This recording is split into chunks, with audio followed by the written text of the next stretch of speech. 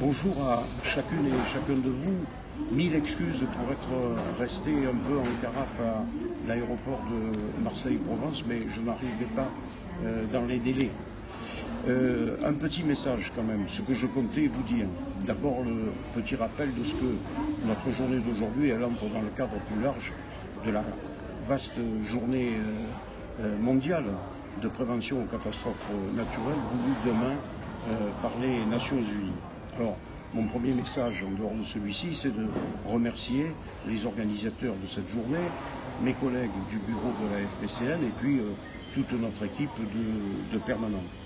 Merci également aux grands témoins de cette journée, de cet atelier. Merci à Daniel Markovitch, merci à Jean Launay, merci à François Gianocaro et merci à l'inamovible Yves Lebas. Merci également à chacun de vous qui avait accepté d'assister à cette séance de travail en ce beau vendredi du mois d'octobre. L'objectif de l'atelier d'aujourd'hui, c'est pas seulement de faire l'introspection de la FPCN. On l'a déjà fait plusieurs fois.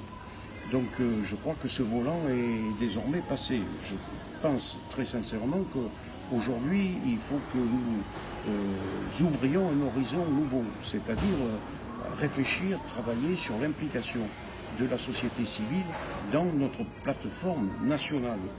C'est comment travailler ensemble, c'est comment mutualiser nos connaissances et nos compétences pour réduire le risque de catastrophe. Vous savez, il y a un rappel quand même qui fait mal quelque part.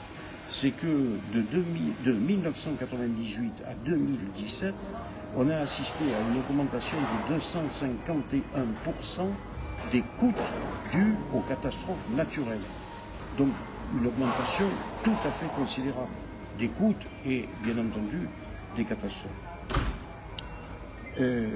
Ça n'est pas acceptable une augmentation de cette nature. Et néanmoins, nous assistons en quelque sorte, un peu stupéfaits, à cette augmentation due au réchauffement climatique.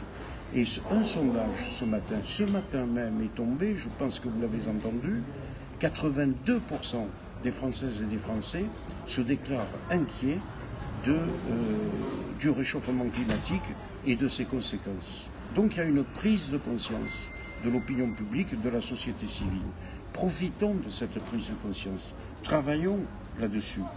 La force de la FPCN, c'est justement la multiplicité et la diversité de ses partenaires. Il faut que nous en profitions.